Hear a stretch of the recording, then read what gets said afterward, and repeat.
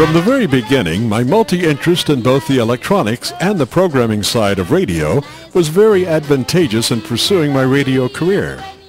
To be able to figure out how to build an audio mixer board at 12 years old by building 4 audio amplifier kits, then running the separate audio input links up to a common 4-volume control board, and tying the 4 audio outputs together, well, looking back, I think it was near genius. Maybe not genius, but pretty smart for a 12-year-old. Particularly when getting a real audio mixer board would have been impossible money-wise. But it did require a lot of work building those 4 audio amp kits and then wiring them in just the right manner to make a mixer board. And then putting a VU or volume meter on the mixer board to show how loud the audio signal was. But then wiring it to the transmitter at just the right volume level was touchy and ultimately required the addition of a special control just for that. If the signal from the mixer board to the transmitter was too loud, the transmitter audio would be distorted. If it were too weak, the radio signal would get lost in the noise.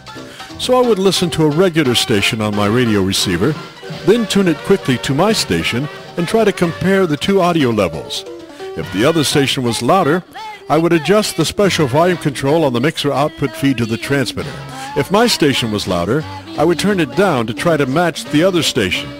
It took a lot of testing.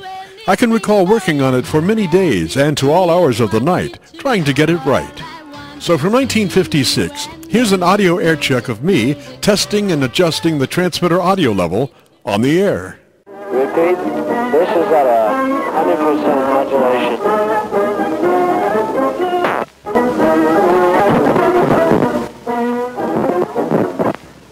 Ladies and gentlemen, this is the broadcasting voice of the Palm Beaches, WDTR.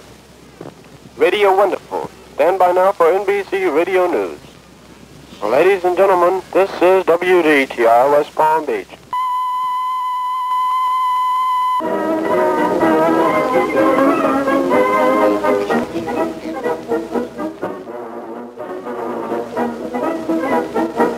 And now here is the news.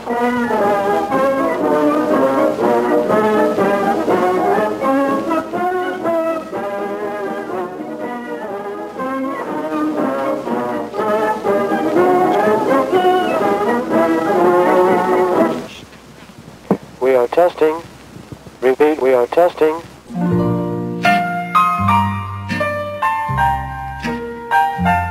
As I mentioned earlier, practice is the road to achievement. The ability to read well in radio is vital. Reading aloud is a whole different situation than reading silently. And to record your voice as you do so gives you the opportunity to hear yourself abstractly on playback. You can listen very closely without the distraction of actually reading. And we knew that when dawn grew fair, some prisoner had to swing. Right in we went with soul intent on death and dread and doom. The hangman with his little bag went shuffling through the gloom, and each man trembled as he crept into his numbered tomb. That night the empty corridors were full of forms of fear, and up and down the iron town stole feet we could not hear. And through the bars that hide the stars, white faces seemed to peer. He lay as one who lies in dreams in a pleasant meadowed land, and the watchers watched him as he slept and could not understand how one could sleep so sweet as sleep with a hangman close at hand. But there is no sleep when men must weep who never yet have wept. So we, the fool, the fraud, the knave, that endless vigil kept. And through each brain on hands of pain, another's terror crept. Alas, it is a fearful thing to feel another's guilt, for right within the sword of sin pierced to its poison hilt, and as molten lead with the tears we shed for the blood we had not spilt.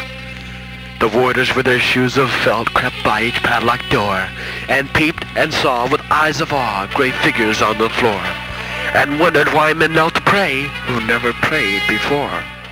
Well, all I want is a party doll to come along with me when I'm feeling wild, to be ever loving, true and fair, to run her fingers through my hair. At 13, an older friend of mine wanted to start a tape-syndicated gospel radio show and asked if I wanted to help. He had secured a building to house his youth outreach program And he'd also secured a radio audio mixer board from a church that no longer was broadcasting. This thing looked like a B-29 with tons of control knobs and meters and buttons. Boy, the radio bug was biting hard. This thing even had 2 turntables. My friend had no idea how to operate it, but it was just what I'd been dreaming for. Stand back. My time had come. It's time for Youth on the Beam.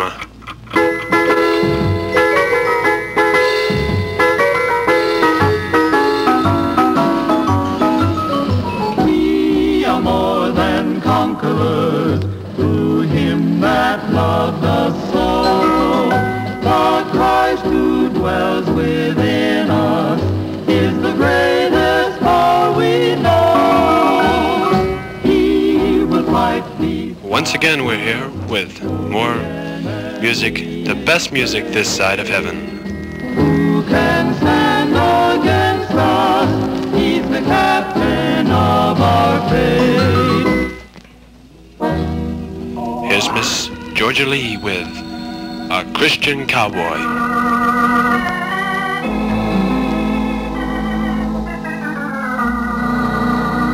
The devil is a rustler, and many are his men who ride the plains and valleys, branding souls with death and sin, bringing the strains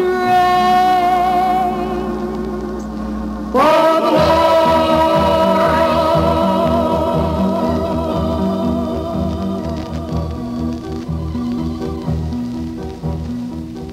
Georgia Lee with The Christian Cowboy.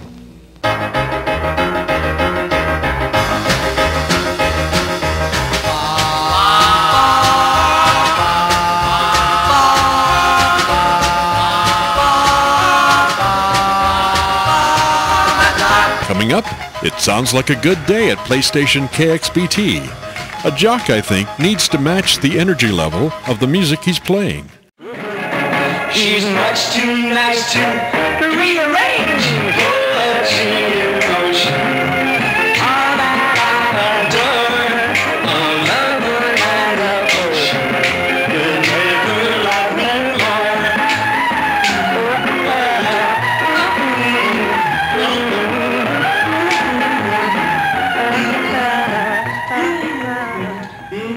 That's Bobby Lee on KXBT.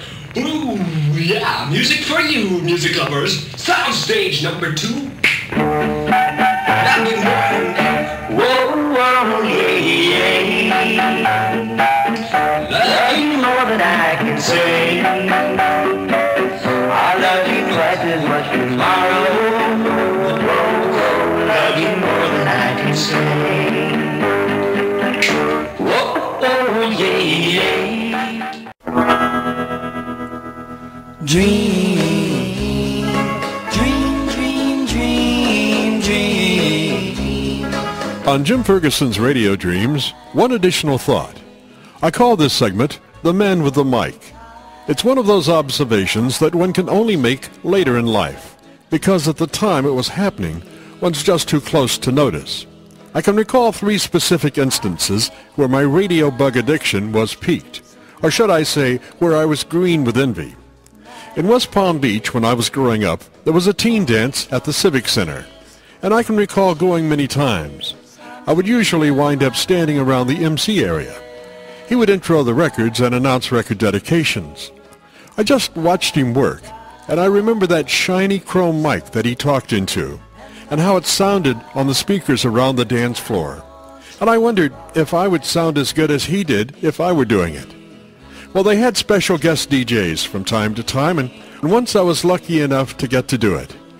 I don't have any idea what I said at the time, but I do recall walking on air for the rest of that night and for many days to come. I recall another interest I had at the time was Little League Baseball. And at the baseball field, they had a PA system with a guy up in the press box above the concession stand. I would listen also to his voice ring out across the bleachers and field. It was strong and clear, concise and confident. From time to time, I could catch a glimpse of him holding this small green metal mic as he held it to his lips. It had a push-to-talk button on the mic, and you could hear a small click as he pushed it to speak. The speakers were mounted on poles around the field. They were outdoor PA horn types. His voice coming through them was very concise. I remember thinking, I could do that. I never got the chance, but I remember thinking about it. The third incident in my Man with the Mic segment had to do with an actual radio station in West Palm Beach. The station was WEAT Radio. Its programming was mostly smooth jazz at night. It was in the same building as WEAT TV, and they would leave the side door unlocked until midnight or thereabouts so people could come and go after the 11 p.m. TV newscast. Well, I knew one of the young camera operators, and he had introduced me to the all-night announcer for WEAT Radio. And from that time on, I would drop in and visit him when he was on the air from time to time. I would sit to his right side. There was a turntable console between us. I would watch him work, how he queued up the next record on the second turntable, how he worked the knobs on the audio board, how he held the toggle switch that put his microphone on the air. At about 2:25 or so in the morning, he would usually take a quick break, and he would say, "Come over here and sit down at the console. And if I don't make it back in time, open the mic and say, 'This is WEAT Radio West Palm Beach,' then turn off the mic and hit the switch to turn on the next record." Well, the first 2 or 3 times he made it back just in time, but the 4th time he didn't. And I was so surprised when I realized I was going to be on the air. But I did it, and it went perfect. He showed up a couple of minutes later and asked how it went, and I said, "Great," but I think he'd been listening to it somewhere else in the building just to be sure. I guess what I'm saying in this segment is my fascination with microphones is so obvious to me now, but at the time I didn't realize when I was around the Man with the Mic, I probably had that kid outside the candy store look. And then I was lucky enough to become the Man with the Mic myself. Dream